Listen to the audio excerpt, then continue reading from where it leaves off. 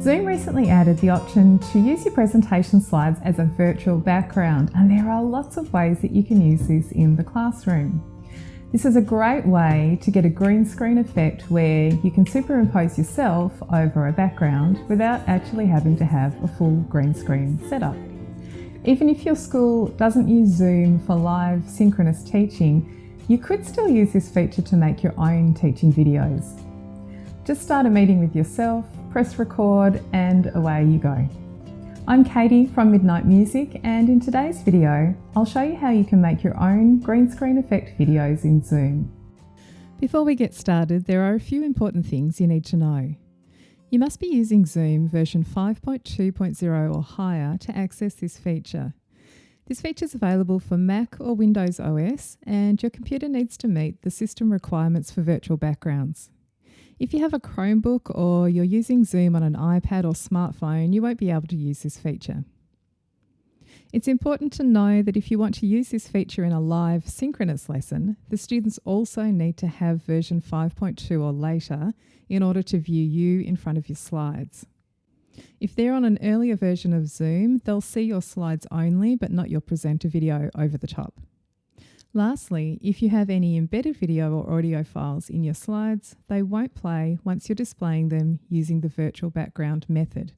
That function's not supported, so it's best to use your slides as a virtual background for those times when you'll be talking, singing, or playing something yourself. Let's get started.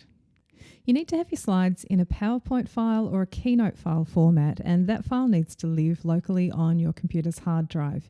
If you have a Google Slides file, there are a couple of options open to you. You can go to File, Download, and choose Microsoft PowerPoint to download them as a PowerPoint file. You should open the PowerPoint file once you've done that and just check that the slides have been converted okay. Another option is to download each slide as an image file and then drag each image onto a separate slide in either PowerPoint or Keynote. This method is useful if you're a Mac user and you only have Keynote and not PowerPoint, and it can also be a good option if you just want to ensure that the formatting and fonts that appear in your Google Slides file are captured and preserved exactly as you intended them. Next, head on over to Zoom. Check your audio and video settings as usual, and then click on Screen Share. Make sure you click on the main part of the button, not the little up arrow on the right. Click on the Advanced tab, choose Slides as Virtual Background, and click Share. Locate your PowerPoint or Keynote file and click Open. You'll see your first slide on the screen and yourself in the corner, and you can resize or move your picture around until you're happy with the position over the slide.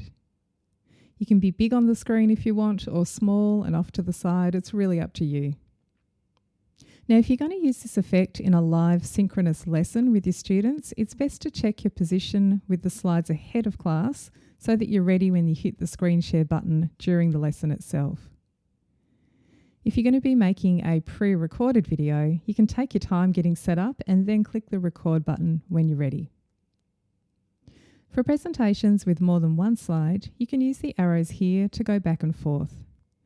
And there's also an option to remove yourself from the picture. You can click the three dots here and choose Split Video from Slides. You can add it back in again by going back to the same place and choosing Merge Video and Slides. So here are a few tips. When you're setting up your position on the slides, just make sure you're far enough away from the camera to get everything in the shot. And also make sure that your head's not getting cut off. Check each position that you try. Sometimes the green screen effect is a little bit interesting. Decent lighting can really help, so position yourself near a natural light source if you can, or add some additional lights to your workspace. If you end up having to be quite a distance away and you're going to be singing, playing or talking, you may like to consider plugging in an external microphone so that you can position the mic close to you. And you might like to think about standing off to one side of the frame, because this will allow you to move your picture close to the edge of the slide. It's really good to experiment with your slide design because you can do some clever things with the design which leaves space for you in the picture. Now you can use this function at the beginning of a live lesson as well to welcome students and display your agenda for the class and your expectations. You could simply use this when teaching any lesson really to allow your students to connect with you on the screen.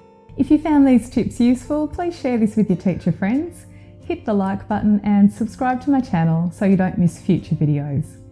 And for more tips and resources, head over to midnightmusic.com.au. See you next time.